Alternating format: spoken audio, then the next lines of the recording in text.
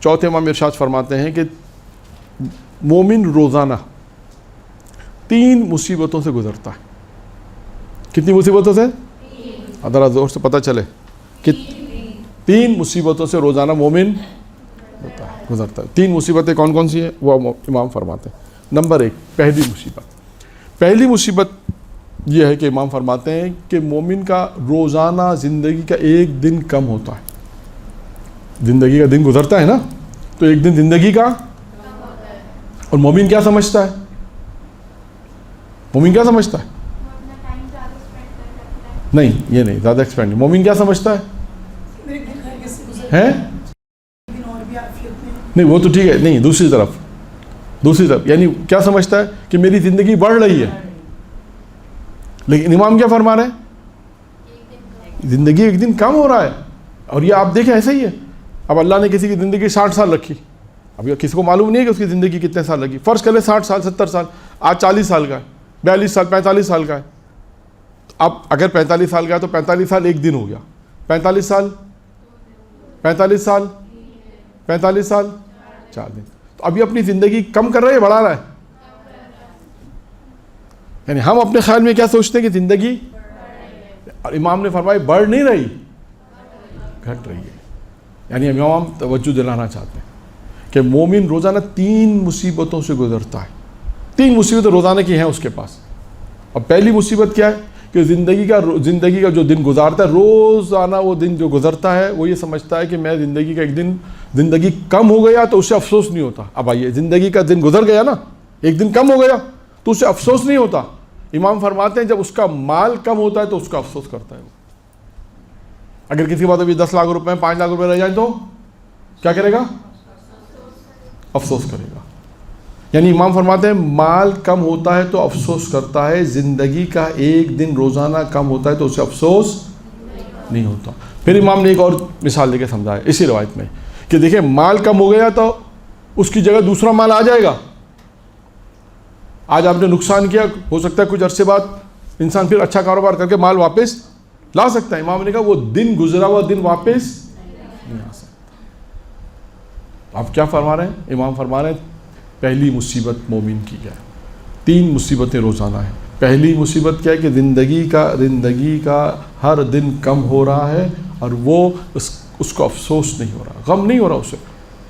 لیکن مال کم ہو جاتا ہے تو وہ افسوس کرتا ہے، جبکہ مال کی بدل میں دوسرا مال ہے لیکن دن گزرنے کا دوسرا نہیں ہے. ایک مصیبت یہ. دوسری مصیبت امام فرماتے ہیں دوسری مصیبت کیا ہے کہ روز جو اس کا سامنا کرنا پڑتا ہے، جب روز اس سے گزر رہی مصیبت، وہ کیا ہے کہ اس کی روزی اس تک پہنچتی ہے، وہ اپنی روزی کو حاصل کرتا ہے، روزانہ اس تک اس کی روزی پہنچ رہی ہے. اگر وہ رائے حلال ہے تو اس کا حساب ہے، اگر اس نے وہ روزی حلال طریقے سے کمائی ہے تو اس کا کیا دینا پڑے گا؟ ذرا زور سے بولیں. ہاں تاکہ مجھے پتہ چلے کہ آپ لوگ سب جاگ رہے ہیں.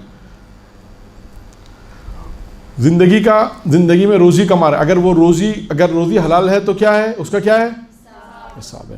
امام فرماتے ہیں اگر وہ روزی حلال طریقے سے اس نے حاصل کی ہے تو اس کا کیا ہے؟ حساب ہے.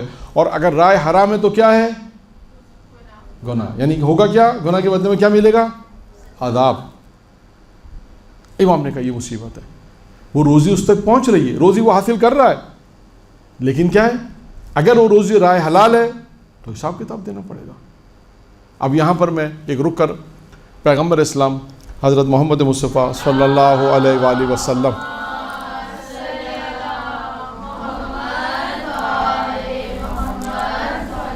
تاریخ کا ایک واقعہ بھی سناتے چلوں، تاکہ تاریخ میں اس قسم کے واقعات ہیں کہ اللہ کے رسول نے چند دینار دیے اپنے چند صحابیوں کو.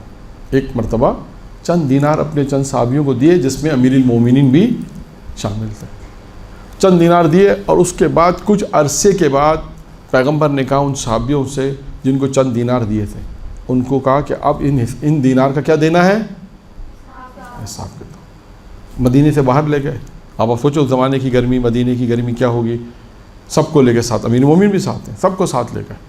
اور لے جانے کے بعد ایک پتھر پہ کہا کھڑے ہو جاؤ، चप्पल उतार कर एक पत्थर पे खड़े होकर क्या दो, हिसाब दो। वो दीनार जो दिए थे उसका हिसाब दो।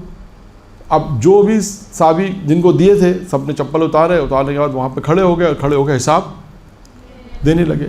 अब जब जितनी सब ने हलाल काम किया, सब ने कहा हमने यहाँ खर्च किए वहाँ खर्च किया, हलाल, लेकिन उसके नतीजे में क्या हुआ, पैर चल गए। बिलाखिर रोज़े क़यामत में खड़े होकर अगर हिसाब भी देना है तो उसकी तपिश तो इंसान को तामुल करनी पड़ेगी ना।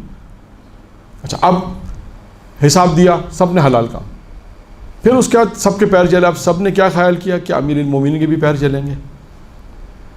कहते हैं अमीरुल मोमिनीन ने एक जुमला का और फ़ौरन उतर आए, एक जुमला का और फ़ौरन उतर आए, कहा अल्लाह के रसूल आपने जितने दीनार दिए थे वो सब मैंने राय खुदा में दे दी। ये क्या उतरा। फिर अल्लाह के रसूल ने एक जुमला कहा, वो मुहिम जुमला है। अल्लाह के रसूल ने मुखातिब किया लोगों को, मुखातिब करते साहब कहा कि आज तुम्हारे पैरों में और अली के पैरों में जो आज फ़र्क है वही फ़र्क क़यामत के दिन भी होगा। तो देखिए हिसाब किताब है। इंशाअल्लाह चौथे इमाम की एक रवायत आएगी, उसमें भी है, खुद चौथे इमाम की रवायत है। आइए इस रवायत को मैं मुकम्मल करूँ। दूसरी चीज़ क्या बात, 3 मुसीबतें रोज़ाना की। पहली मुसीबत क्या है, मोमिन का पहली मुसीबत क्या, रोज़ाना दिन गुजरता है, अगर पहले दिन गुजर रहा, दिन कम हो रहा है तो वो अफसोस ही करता, माल कम हो जाता है तो अफसोस करता है। दूसरा क्या है कि अगर उस तक अल्लाह की रोज़ी पहुंच रही है, अल्लाह की रोज़ी हासिल कर रहा है, पहुंच रही है, अगर वो हलाल है तो हिसाब है, अगर हराम है तो अज़ाब है।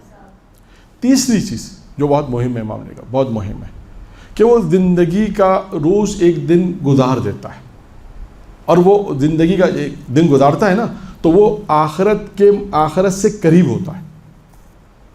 एक मरहला क्या है, एक पहले मरहले में जब वो एक ज़िंदगी का दिन गुजार रहा है तो किससे करीब हो रहा है, आखिरत से करीब हो रहा है। और इमाम कहते हैं उसे ये नहीं मालूम कि उसे इस बात का इल्म नहीं, ये नहीं मालूम कि अब उसके लिए कौन सा हुक्म होगा, ये जन्नत में जाने का हुक्म है या जहन्नम में जाने का हुक्म है।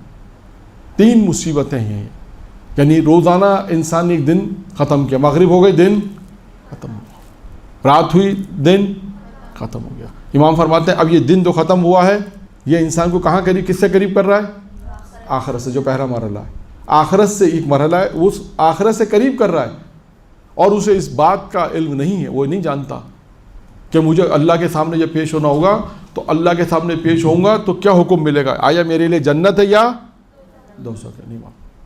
3 मुसीबतें इमाम फरमाते हैं कि रोज़ाना मोमिन पर है। ये 3 मुसीबतें से रोज़ाना मोमिन गुजरता है।